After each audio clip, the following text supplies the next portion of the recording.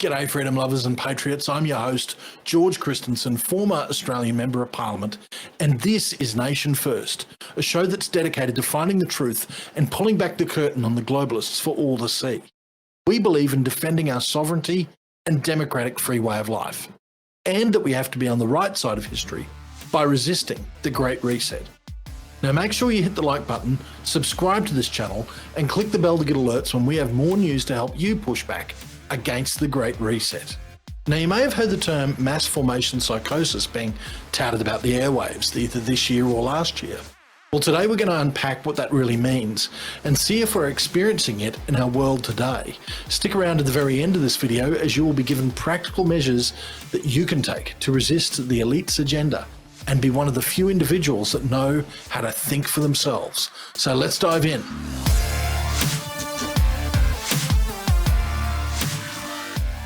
If you've been around for the past few episodes of Nation First, then you're well aware that we've been covering a range of topics that all revolve around the Great Reset, such as the engineered energy crisis, the engineered food crisis, transhumanism, and the globalist depopulation agenda. Today, we explore the clown world that we truly are living in and discuss the controlled programming that seems to have gripped the populace. Over at my blog at nationfirst.substack.com, we've published multiple posts about depopulation, about the truth behind certain injections we can't mention on YouTube, and about the elite's plan to transform the human experience. If you want to read more of that sort of content, you can subscribe to my newsletter at nationfirst.substack.com. The link's in the YouTube description, but right now, let's talk about mass psychosis, or the madness of crowds. I was fortunate enough to interview both mRNA injection technology inventor, Dr. Robert Malone, and psychology professor Matthias de Smet earlier this year, and the conversations we had, which you can catch here on YouTube or over at Rumble, were fascinating. It was also a bit eerie because what they were saying was lining up with everything we've been witnessing over these past few years.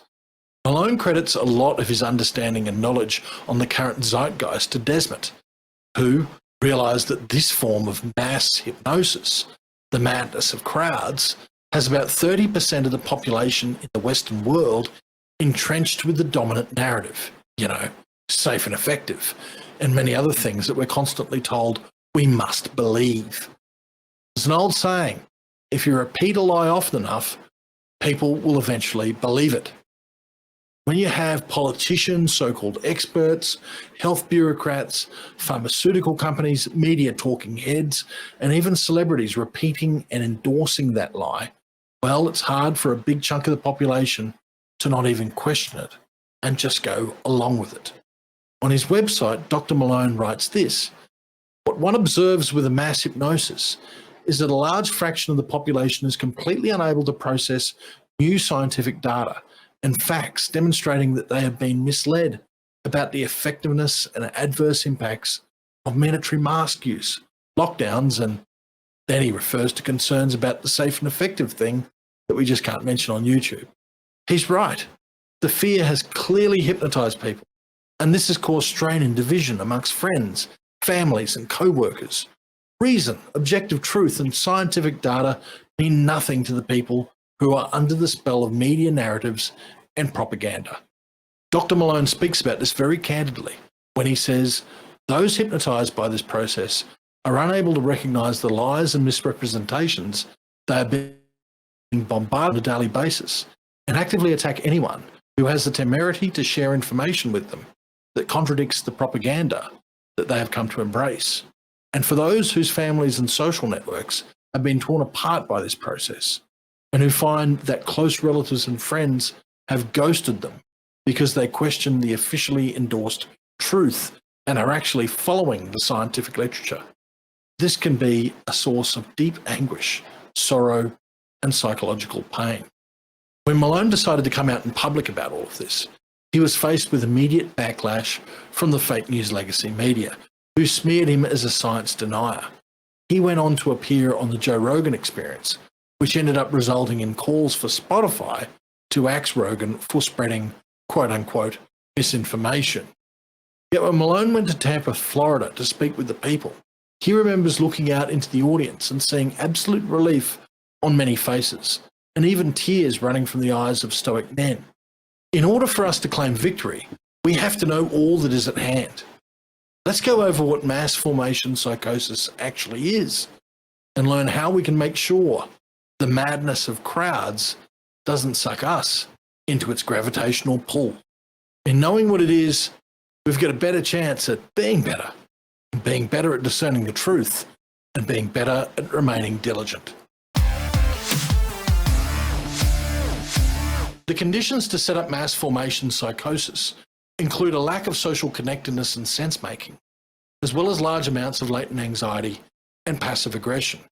When people are inundated with a narrative that presents a plausible object of anxiety and strategy for coping with it, then many individuals group together to battle the object with a collective single-mindedness. This allows people to stop focusing on their own problems, avoiding personal mental anguish. Instead, they focus all their thoughts and all their energy on this new object.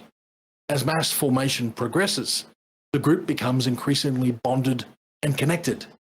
Their field of attention is narrowed, and they become unable to consider alternative points of view. Leaders of this movement, if you can call it that, are revered, unable to do no wrong. Left unabated, a society under the spell of mass formation will support a totalitarian governance structure capable of otherwise unthinkable atrocities in order to maintain compliance. A note, mass formation is different from groupthink. There are easy ways to fix groupthink, such as just by bringing in dissenting voices and making sure that they're given a platform. It isn't so easy with mass formation. Even when the narrative falls apart, cracks in the strategy clearly aren't solving the issue. The hypnotized crowd can't break free of the narrative. That is what happened with COVID. In fact, it's still happening now. The solution for those in control of the narrative is to produce bigger and bigger lies to prop up the solution. Those being controlled by mass formation no longer are able to use reason to break free of the group narrative. Of course, the obvious example of mass formation is Germany in the 1930s and 40s. How could the German people, who are highly educated, very liberal in the classic sense, Western-thinking people, how could they go so crazy and do what they did? How did this happen to a civilized people? A totalitarian leader of a mass formation movement will use their platform to continue to pump the group, the mass formation group, with new information to focus on. In the case of COVID, I like to use the term fear porn. Leaders through the fake news legacy media and government channels continuously fed the beast with more messaging that focused and further hypnotized its adherents. Professor Matthias de Smet suggests that mass formation follows a general distribution. 30% are brainwashed, hypnotized, indoctrinated by the group narrative. 40% in the middle are persuadable and may follow if no worthy alternative is perceived. And 30% fight against the narrative. Those who rebel and fight against the narrative become the enemy of the brainwashed and a primary target of aggression. They are treated as akin to those who oppose a war effort, with their actions and beliefs and statements seen as aiding and abetting the enemy. Despite this, one of the best ways to counter mass formation is for those against the narrative to continue to speak out against it, which serves to help break the hypnosis of some, the brainwashed group, as well as persuade that persuadable middle to choose reason over mindlessness. So this is a big factor as to why we do what we do. The more eyes and ears this show lands on, the better for all of humanity. Help us and help others fight against both mass psychosis and the Great Reset agenda by liking this video, subscribing to this channel, and clicking the little bell for alerts when we have more news to share with you on how to oppose the Great Reset. Decentralization of the media has caused cracks to form in the presumed control the elite think they have over us, over civilization. There is such a movement going on right now, and while on the surface it might seem like one of the worst times to be alive, perhaps it might be one of the best of times.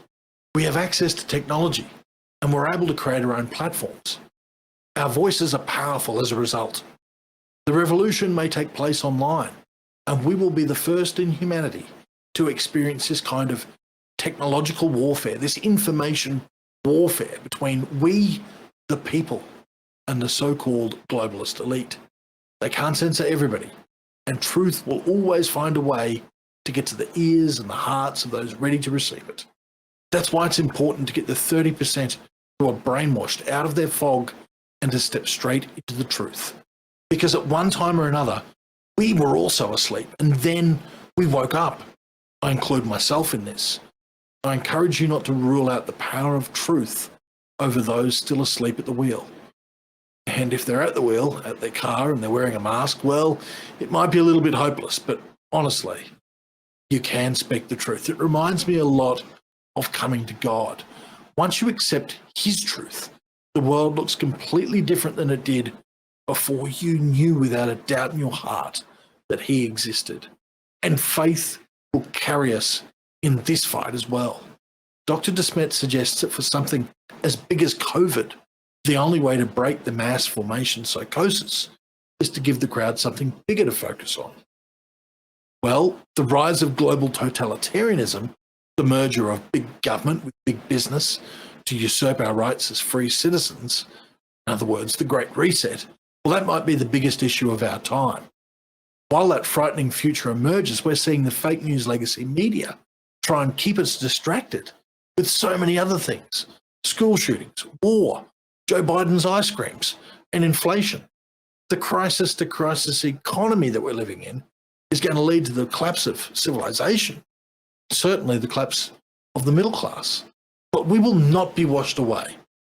We will be the 30% that fights the narrative. Let me give you some practical ways on how you can do so. Make sure that you're well informed.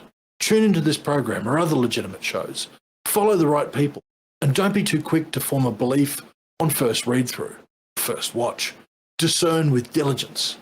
Get your life in order and get right with God. Now, I know there's some agnostics or non-believers who watch the show and who subscribe to Nation First. To them, I say, seek out the Logos and get your lives in order and get out of a state of chaos. Read the great books and the great classical works of literature. They cast Socrates out of society, because he was helping the young men think for themselves and live life in a more masculine way. The powers that be of his time didn't like that. But I got to tell you what, his literature holds up, as does Meditations by Marcus Aurelius, the book by the ancient Stoic Roman emperor philosopher, where we find this admonition. At some point, you have to recognize what world it is you belong to, what power rules it, and from what source you spring, that there is a limit to the time assigned to you. And if you don't use it to free yourself, it will be gone and will never return.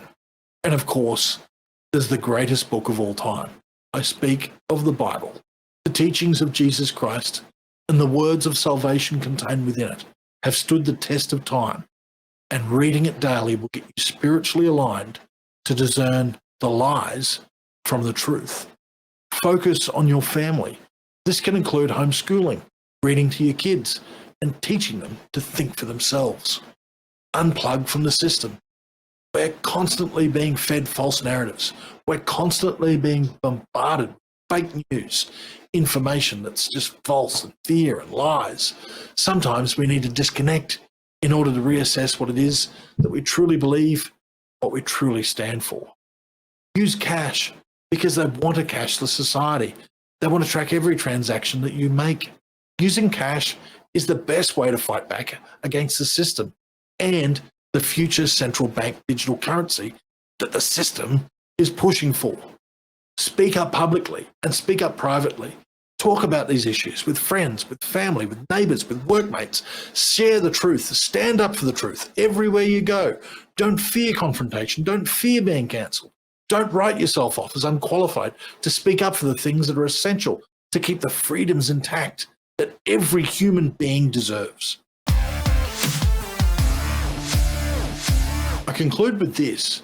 We're living in a world where a big chunk of the population is still wearing masks and still getting those shots, the ones we're not allowed to talk about on YouTube. In the USA, where they're allowed to advertise on television, pharmaceutical companies are blasting their commercials for their products on every NFL game and on the Disney Channel to this very day. Despite data being released, kids collapsing on fields, fertility rates dropping and miscarriages rising, eyes are still not open because we're still battling with mass formation psychosis. But the spell will break, but it's up to us to break it. Please share this video, but more importantly, like this video, subscribe to this channel, and click the little bell to get alerts on when we have more news on the Great Reset for you. Until next time, God bless you, your family, and our nation. I'm George Christensen. This has been Nation First.